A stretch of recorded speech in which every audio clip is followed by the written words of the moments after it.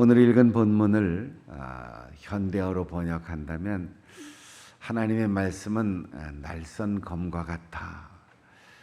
이럴 때 우리는 전쟁에 쓰는 칼을 흔히 연상하게 되는데 하나님 앞에 드러나지 않는 것이 없다.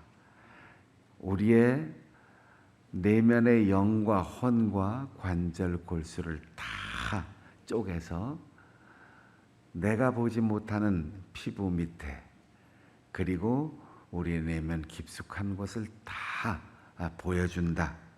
하나님 앞에 드러나지 않는 것이 없다. 솔직하게 하나님 앞에 나와라.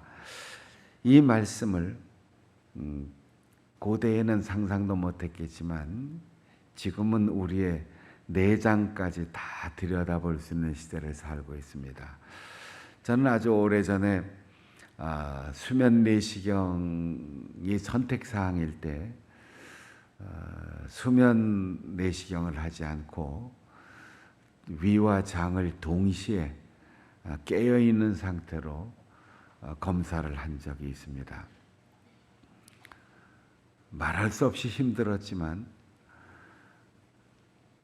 죽을 때까지 한 번도 들여다볼 수 없는 저의 가장 속에 있는 부분을 다 모니터로 볼 수 있는 기회가 있었습니다.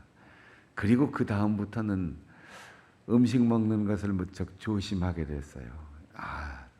우리의 이 장이 얼마나 연약한 점막으로 되어 있는지 그 보드라운 점막에 지나치게 자극적이고 거칠은 음식을 먹으면서 내가 얼마나 나의 장기를 학대했는지, 그리고 위도 아주 얇은 점막이 내면으로 둘러싸고 있는데 얼마나 내가 위를 혹사했는지, 이런 것을 깨닫게 되면서 음식을 먹을 때마다 그 모니터로 본 제 위의 내면 그리고 장의 내면을 생각하면서 많이 조심하게 되었어요. 그전에는 내 위와 장은 평생 이렇게 어른이 될 때까지 많은 음식을 먹고 소화를 시켰으니까 아주 튼튼할 거다. 마치 손발 바닥에 굳은 살이 박힌 것처럼 그렇게 튼튼할 거다 생각했는데 그렇지 않았어요. 우리가 하나님을 알기까지는 나를 제대로 알지 못합니다. 하나님은 나보다 나를 더 잘 아십니다. 그래서 우리에게 때로 고민이 있고 우리에게 때로 숨기고 싶은 아픈 부분, 연약한 부분, 부끄러운 부분이 있고 때로는 사람들이 알까 두려워하는 부분들이 있다 할지라도 하나님 앞에는 드러나지 않는 것이 없으니 정직하게 하나님 앞에 나아가라 했습니다. 여러분, 때로 부부간에도 말하기 어려운 부분들이 있어요. 아주 어릴 때부터 사귀어온 흉허물 없는 친한 친구 사이에도 차마 말 못할 것, 언니 형님에게도 차마 말하지 못하고 자식들에게도 고백하지 못하는 그런 내밀한 것들이 누구에게나 있을 수 있어요. 그러나 하나님은 이미 우리의 내면, 우리의 생각, 그리고 우리의 피부 및 관절 속에 있는 모든 것을 다 아시니 조금도 꺼리낄 것 없이, 숨길 것 없이 그분 앞에 다 열어놓으라는 거예요. 사람과 얘기할 때는 좋은 것만 드러내고 부끄러운 부분은 가리고 얘기하고 싶습니다. 때로는 이것을 얘기하고 싶은데 다른 것을 얘기하면서 은연중 복선을 깔고 얘기할 때도 있어요. 사업하시는 분들 얘기를 들어보면 이면 계약을 요구하는 사람들이 있어서 겉으로는 이렇게 계약서를 쓰지만 뒤로 또 한 장 붙여서 또 다른 계약을 할 때가 있다. 이런 얘기도 들어본 적이 있어요.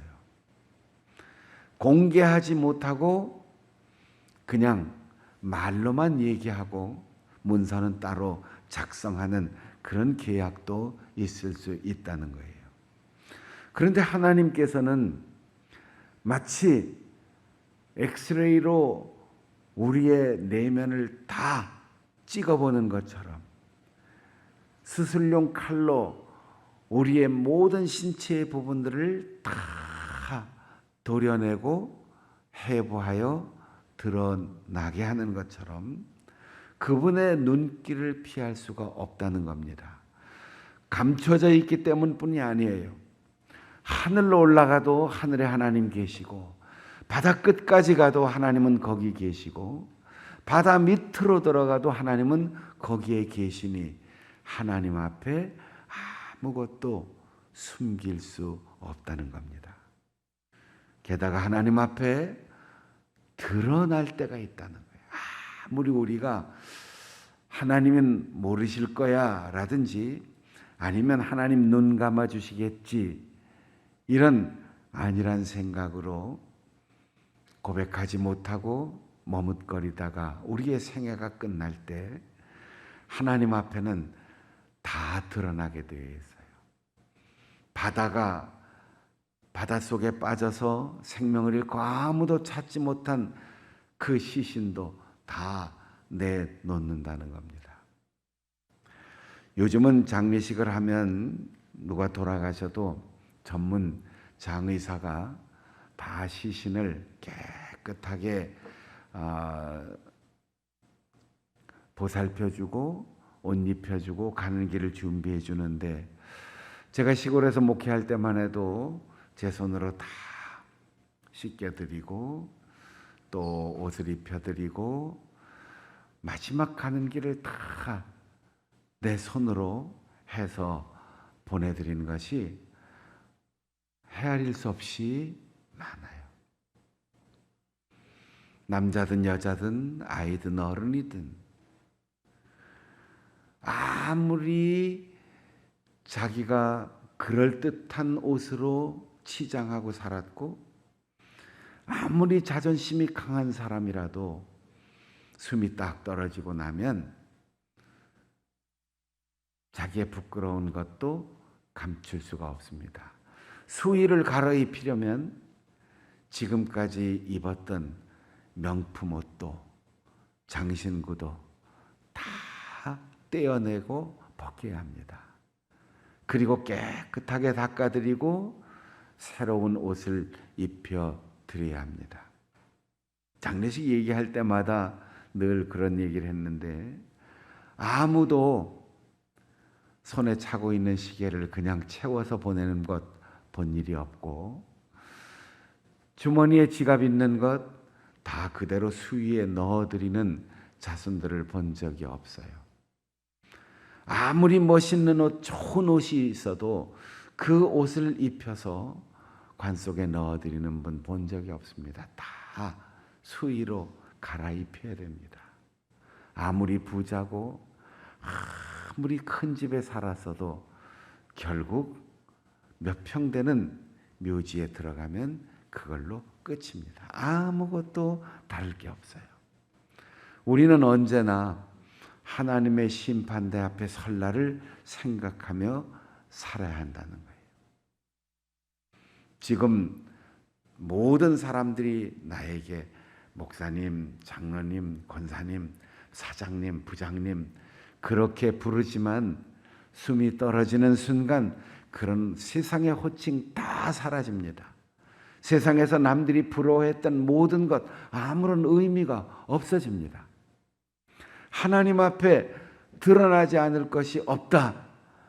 이 엄연한 사실 앞에 우리는 늘 긴장하고 살아야 합니다. 오늘 내가 걷는 이 길이 마지막 길이라면, 오늘 내가 사는 이 삶이 마지막 날이라면, 오늘 먹는 이 밥이 내가 마지막 밥이라면, 오늘 이 사람을 만나서 다시 만날 수 없다면, 그러면 우리의 삶의 태도가 더 진지하고 달라질 거예요. 때론 미운 사람도 있겠죠. 서운한 일도 있겠죠. 속상한 일도 있겠죠. 그리고 때로는 화가 나는 일도 있겠죠. 억울하지만 참아야 할 일도 있겠죠. 그때 생각하십시오. 내 속에 참고 용서한 것이든 아니면 품고 용서하지 못한 것이든 다 하나님 앞에 드러날 날이 있다는 사실을 생각하면 우리는 용서하지 못할 일이 없고 이해하지 못할 일이 없고 양보하지 못할 것이 없습니다. 그리고 굳이 숨길 필요도 없습니다. 하나님 앞에 나아갈 때, 기도할 때, 예배할 때, 그리고 무릎 꿇고 그분의 말씀을 경청할 때 우리가 주저할 수 있어요. 나 같은 것이 이런 부끄러운 일들을 어떻게 하나님 앞에 가지고 나아갈까? 여러분이 전도할 때 가끔 그런 반응을 보이는 분들이 있죠. 아유, 나 담배 피우는데 담배 끊고 가야지 된다고. 아, 난 죄가 많아서 좀 더 착하게 살다가 교회 가겠다고. 이 세상에 완벽하게 의로운 사람이 있다면 그 사람 교회 나올 필요 없어요. 그 사람 하나님 앞에 나올 필요가 없어요. 이 세상의 모든 사람들이 다 예수 그리스도가 필요하고 하나님께 나아갈 필요가 있는 것은 모두가 다 죄인이기 때문입니다. 의인은 없나니 하나도 없다고 했습니다. 어떤 사람도 하나님 앞에 너는 의롭다, 됐다 이렇게 인정받을 수 있는 행위로 살아온 사람은 없습니다. 그런데 우리가 어떻게 감히 거룩하신 하나님, 의로우신 예수 그리스도 앞에 나갈 수 있겠습니까? 그분은 우리를 동정하시는 분이기 때문이다. 동정하시지 아니하실 분이 아니다. 이렇게 말을 어렵게 번역을 했는데 그분은 우리를 동정하신다. 우리를 거절하시지 않는다. 우리는 하나님 앞에 자격이 있어 나가는 게 아닙니다.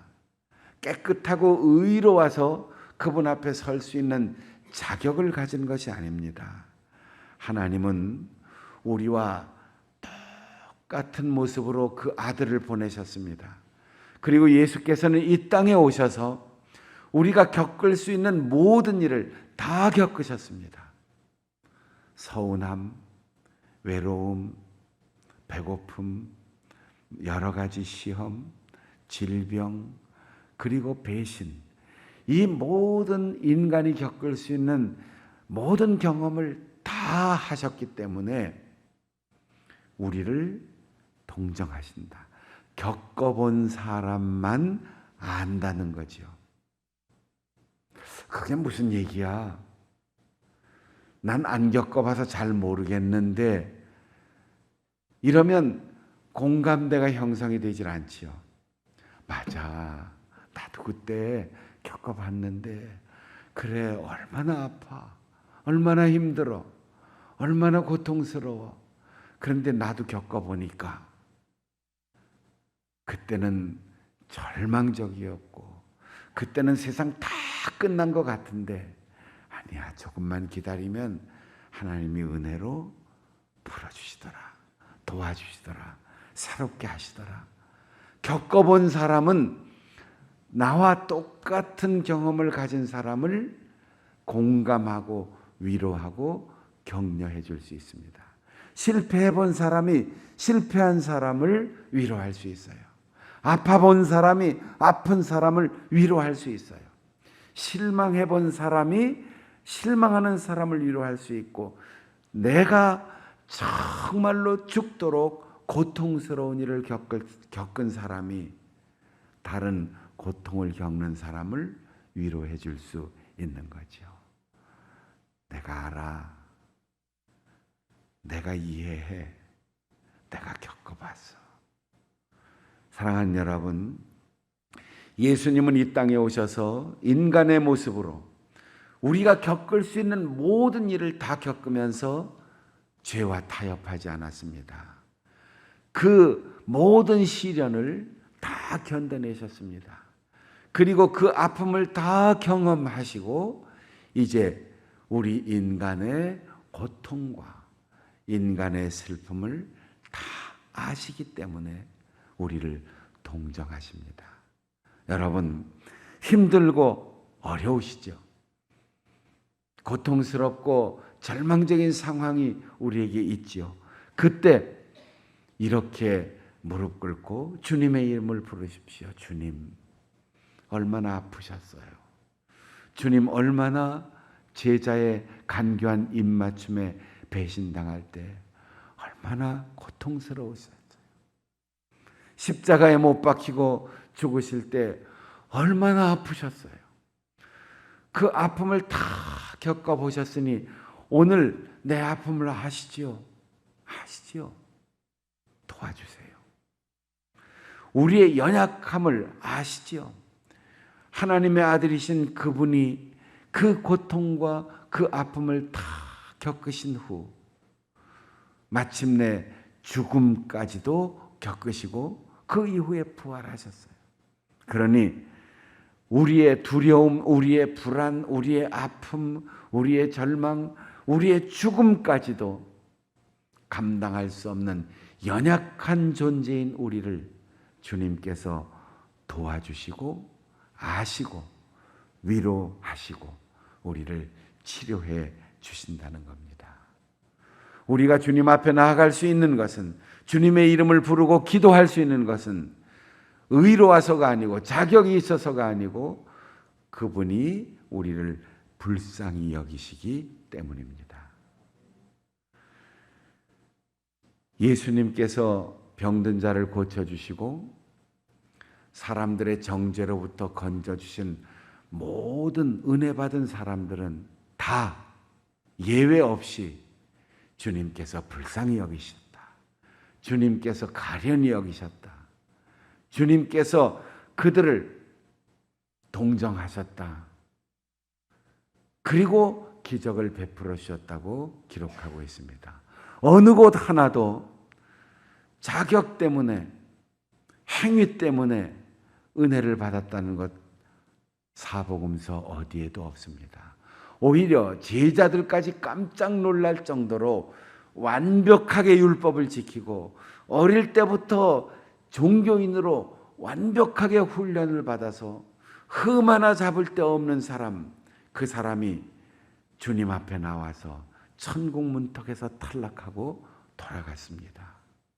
그러나 사람들에게 손가락질 받았고 사람들에게 따돌림 받았고 아무데도 의지할 데 없는 그런 사람들도 예수님께 나와서 주여 나를 불쌍히 여기소서 그렇게 기도하고 그렇게 호소하고 그렇게 주님을 의지할 때 주님께서는 내 죄사함을 받았느니라, 내 병이 나았느니라, 네가 구원을 받았느니라 그렇게 선언해 주셨습니다.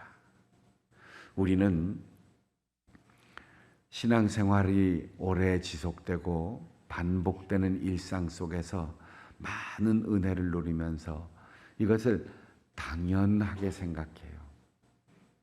친절이 반복되면 권리인 줄 안다, 이런 말이 있어요. 하나님이 우리를 친절하게 대하시고 불쌍히 여기시고 동정하시는 일을 늘 일상 속에서 경험하니까 이것이 내가 교인으로서 당연히 받아야 할 권리라고 생각해요. 그렇지 않습니다. 지금도 우리는 은혜로 숨쉬고 있어요. 지금 하나님이 우리를 불쌍히 여기시기 때문에 의롭다 인정을 받습니다.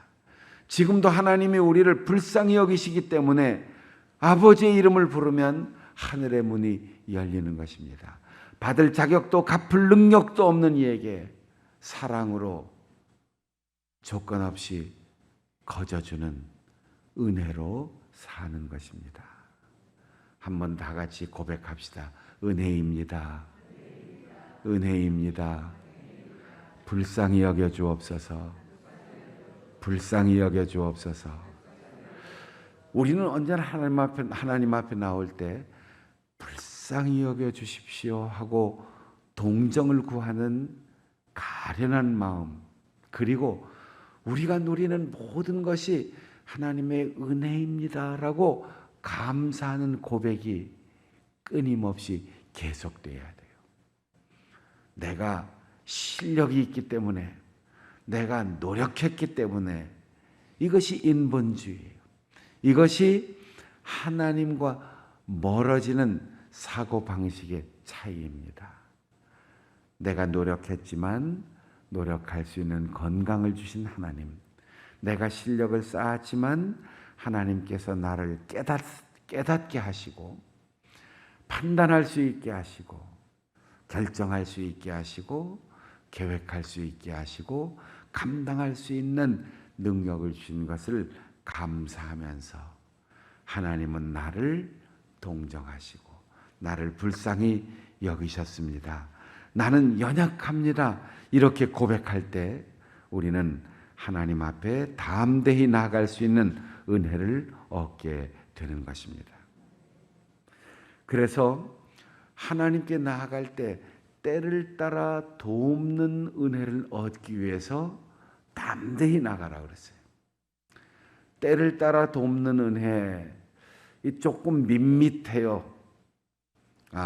가을이 오는구나, 겨울이 오는구나, 비가 오는구나.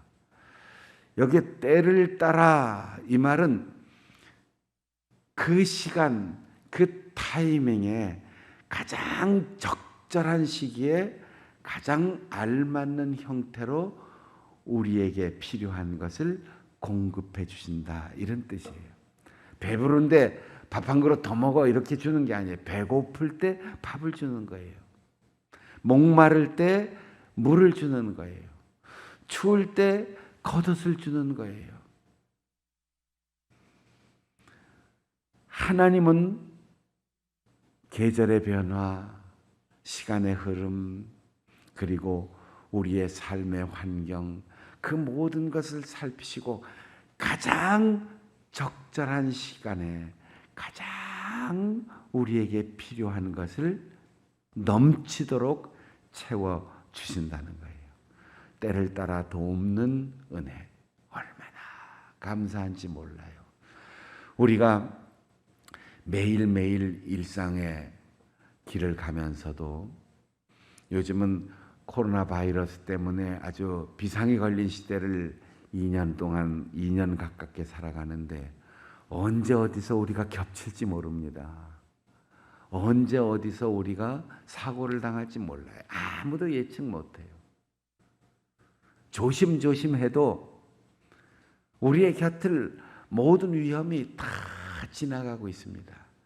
근데 하나님께서는 그때 우리가 미처 깨닫지 못하고 우리가 미처 인식하지 못했어도 하나님께서 피할 길을 열어주시고 적절하게 우리를 보호해 주시고 우리가 필요한 것을 공급해 주시기 때문에 오늘도 우리가 건강하게 살아있고 오늘도 우리가 사모하는 마음으로 이곳에 나와 예배할 수 있는 것입니다. 우리를 불쌍히 여기시고 때마다 일마다 가장 적절한 시간에 가장 좋은 것을 우리에게 주시는 하나님, 그 하나님이 우리의 아버지이시니 우리가 그분 앞에 두려움 없이 망설임 없이 머뭇거리지 않고 담대히 나아갈 수 있는 것입니다. 우리가 하나님 앞에 나아갈 수 있는 근거는 내가 교회 교적부에 이름이 기록돼서가 아니에요. 내가 헌금을 많이 해서가 아니에요. 내가 교회를 오래 다녀서가 아니에요. 목사님하고 잘 알아서가 아니에요. 우리 교회에 큰 공로가 있어서가 아니에요. 무조건 하나님의 은혜입니다. 하나님이 불쌍히 여기셨기 때문입니다. 그러니 눈치 보지 말고 계산하지 말고 아무것도 망설이지 말고 하나님 나 불쌍히 여겨주시지요. 나에게 은혜를 주시죠. 난 믿습니다. 그리고 아버지 하고 이곳에 들어오는 거예요. 아버지를 만나는데 격식이 필요 없습니다. 어머니를 만나는데 순서가 필요가 없습니다. 우리는 외적인 자격이 아니라 관계의 자격이 있기 때문에, 하나님의 아버지이기 때문에, 예수님이 나를 위하여 목숨까지 내어주실 만큼 나를 사랑하셨기 때문에 우리가 담대히 그분 앞에 나아갈 수 있습니다. 걱정, 근심, 염려 다 내려놓고 무엇이든지 아버지 나 힘들어요. 아버지 나 아파요. 하나님 나 외로워요.